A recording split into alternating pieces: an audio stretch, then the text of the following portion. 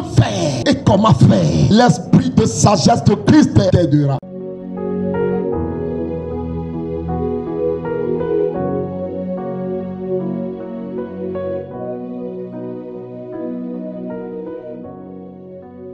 Des gens veulent faire des choses, ils veulent pratiquer le commerce. Des gens ont des désirs, ils veulent progresser, ils veulent avancer sur le chemin de destinée. Mais ils ne savent pas quoi faire, ils ne savent pas comment le faire. Et nous répondons dans la deuxième partie du thème en disant l'esprit de sagesse de Christ t'aidera. Il y a quelque chose en chrétienté qu'on appelle l'esprit de sagesse. C'est une série de prédications en réalité que j'ai commencé. Que nous comprenons que nous avons des vertus en Christ. Quelles vertus il veut nous donner. Et en tant que son corps, nous devons manifester cela. Le dimanche passé, je parlais dans l'école de dimanche concernant le fils premier-né, celui qui était à la maison tous les jours. Il servait le père tous les jours. Mais il n'a jamais su que tout ce que le père a est à lui. Il ne savait pas ça. Il était dans la maison, mais il ne pouvait pas tuer un seul chevreau et se réjouir. Il était dans la maison, mais pas la joie, pas la réjouissance. Pourquoi? Parce qu'il ne savait pas que tout ce que le père a est à lui. Jusqu'à ce que le père le lui confesse. Et que le père lui dise: mon enfant, il y a longtemps tu me sais. Et tu es là, tu n'es pas dans les désordres. Ne sais-tu pas que tout ce que j'ai t'appartient? Et beaucoup d'enfants de Dieu sont dans cet esprit-là. Ils servent Dieu. Il y a plusieurs qui ne sont plus dans ces histoires de péché. Il y a beaucoup qui cherchent à vivre dans la sanctification. Il y a beaucoup qui cherchent à plaire à Dieu. Mais ils ne savent pas cependant que tout ce que le Père a est à eux. Ils ne le savent pas. Et c'est dans cette optique-là, pendant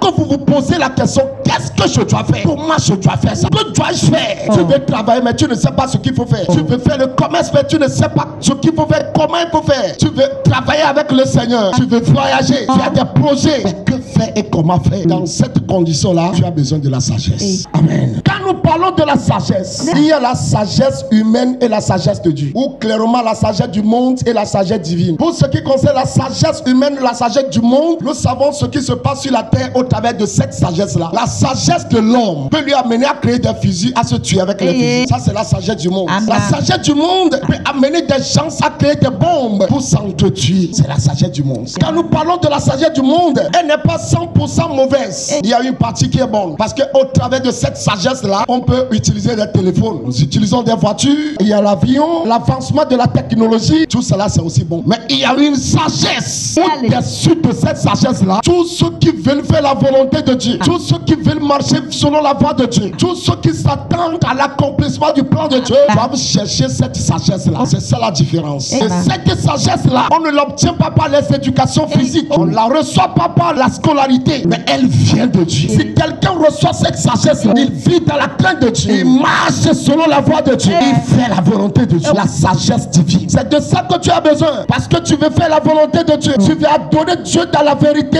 et dans l'esprit. Tu veux marcher selon les voies de Dieu. Tu te dis comment et qu'est-ce que je dois faire? Tu as besoin de la sagesse de Dieu. Christ est notre Seigneur a cette sagesse-là. Nous lisons Apocalypse chapitre 5 et le verset 12. Il disait d'une voix forte: l'agneau qui a été immolé est digne de recevoir la puissance, la richesse, la sagesse, la force, l'honneur, la gloire et la louange. L'agneau immolé, le sauveur du monde, notre Seigneur, celui qui nous a sauvés. Tous les cieux proclament, tout le ciel était en adoration. Toute la population angélique au ciel était en adoration. Et il disait que le seul qui soit digne de recevoir puissance, richesse, sagesse, force, honneur, gloire, c'est Jésus. Jésus seul a toutes ces choses-là. Et si nous cherchons des choses, nous devons les chercher chez celui qui les a. Maintenant, nous, en tant que chrétiens, si nous cherchons la puissance, nous savons où maintenant il faut chercher ça. Si nous cherchons la richesse, nous savons maintenant où chercher ça. Si nous cherchons ce qu'on appelle la sagesse, nous savons maintenant où il faut chercher ça.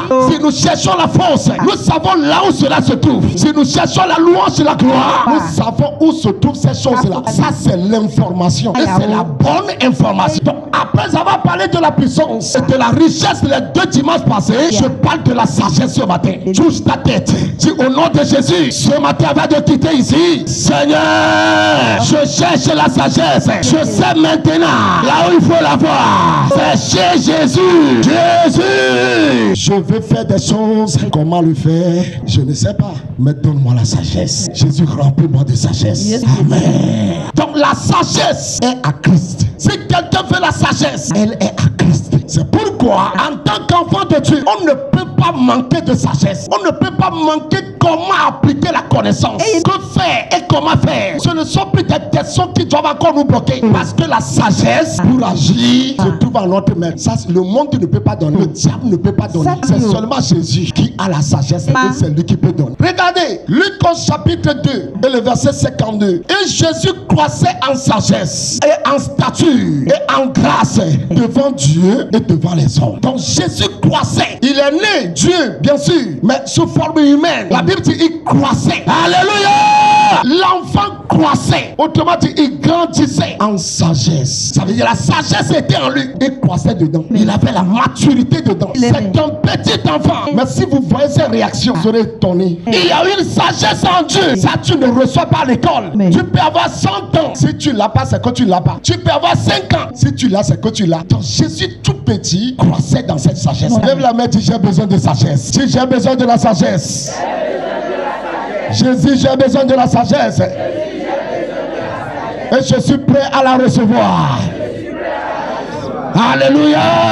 La sagesse, c'est cette attitude-là qui nous permet d'appliquer les choses. Tu peux avoir une connaissance, mais comment l'appliquer? Tu as besoin de la sagesse pour le faire. Tu peux avoir des informations. Tu peux lire la Bible et la Bible te donne des informations sûres. Mais comment l'appliquer? Cela appelle la sagesse. C'est pourquoi Jésus a dit dans Matthieu 7, l'homme qui écoute ma parole et qui la met en pratique est un sage. Mais celui qui les entend mais ne les pratique pas, c'est un insensé. Vous savez, à partir du moment que vous voulez commencer à pratiquer les choses, vous voulez pratiquer la connaissance par rapport au mariage, pratiquer la connaissance par rapport à la profession, commencer à pratiquer la connaissance par rapport à la destinée. Ce dont vous avez besoin, c'est la sagesse. Quand vous avez la sagesse, vous saurez ce qu'il faut faire quand et comment. Tu sauras quel prochain pas il faut marquer. Celui qui a la sagesse de Dieu ne peut pas s'embrouiller. Il saura toujours quoi faire. Il saura toujours comment agir. Il saura toujours comment intervenir. Et la parole de Dieu dit, la crainte de l'Éternel est le commencement de la sagesse. Ce matin,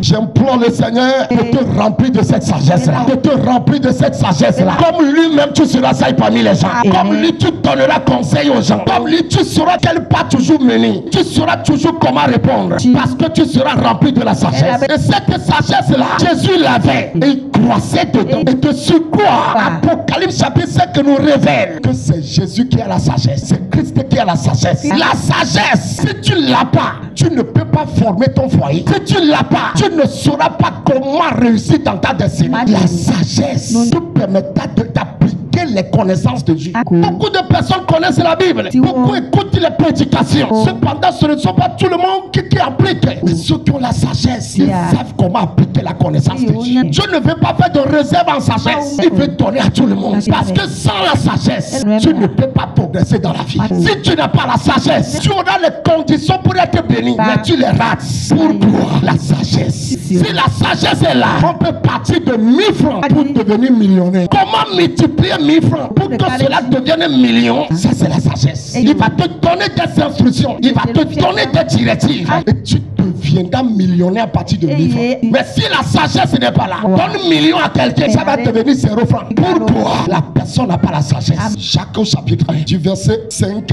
au verset 8. Si quelqu'un d'entre vous manque de sagesse, qu'il la demande à Dieu, qu'il donne à tous simplement et sans reproche, et elle lui sera donnée. Mais qu'il la demande avec foi, sans douter. Car celui qui doute est semblable au fond de la mer, agité par le vent et poussé de côté à d'autres. Un tel homme ne s'imagine pas qu'il recevra quelque chose du Seigneur. C'est un homme irrésolu, inconstant dans toutes ses voies. Il y a beaucoup qui sont comme cela. Ils sont irrésolus, constants dans toutes leurs voies. Qu'est-ce que Jacques nous dit? Jacques dit, si quelqu'un manque de sagesse, est-ce qu'il a dit d'aller à l'école?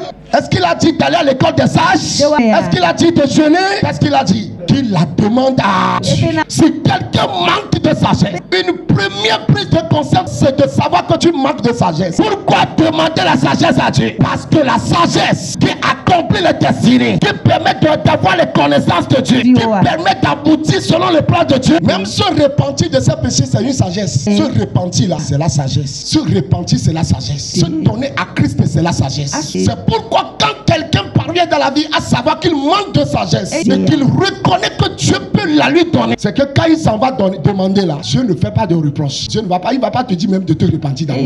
Parce qu'il sait que quand tu auras la sagesse là, tu vas te repentir. C'est pourquoi il donne librement, il donne sans reproche. Mais toi qui lui demandes la sagesse là, la condition qu'il te pose, il te dit de demander avec foi. Il dit je vais te donner, il faut que tu aies la foi. Parce que quand tu n'as pas la foi, tu seras comme des flots de mer que le vent agite d'un côté à l'autre. Et celui-là ne recevra rien de Dieu. Il est un homme, une femme irrésolue, constante dans ses voies. Demande avec foi. Si tu as la foi, tu peux te mettre à genoux, te lever, ou maintenant décréter un jour de jeûne. Tu demandes la sagesse à Dieu. Et tu es sincère. Papa, j'ai de la difficulté à faire. Je ne sais pas comment faire. Je ne sais pas comment faire le commerce. Tu m'as appelé, mais je ne sais pas comment prêcher. Je ne sais pas comment enseigner. Tu me bénis. L'argent ne reste jamais dans ma main. Tu me bénis. Mais les personnes que tu m'amènes, par mon comportement, je les renvoie à moi. J'ai besoin de sagesse. Tu m'as donné le commerce, mais les clients, je n'ai pas de sagesse pour les garder. Tu m'as béni avec un homme, tu m'as béni avec une femme. Je ne sais pas comment maintenir mon foyer. Je ne sais pas comment marcher dans tes voies, Seigneur. J'ai besoin de ta sagesse. Il va te donner. Et à partir du moment où tu as la sagesse, ta manière de faire va différer. Ton petit commerce là, la manière de l'encadrer, ça va être différent. La manière de traiter tes clients, ça va être différent. La manière de parler, ça va être différent. Je suis tout petit parmi les vieux. Tu lui venais cette sagesse. Comment ce petit vient à poser ces questions? Questions difficiles. Quelle école il a été? Mais à 12 ans, quel doctorat il peut avoir? La réalité, c'est que le Saint-Esprit est en lui. Il est parti à l'école du Saint-Esprit. À l'école du Saint-Esprit, même un petit a la sagesse pour dominer dans son monde. La sagesse, savoir comment pratiquer les choses.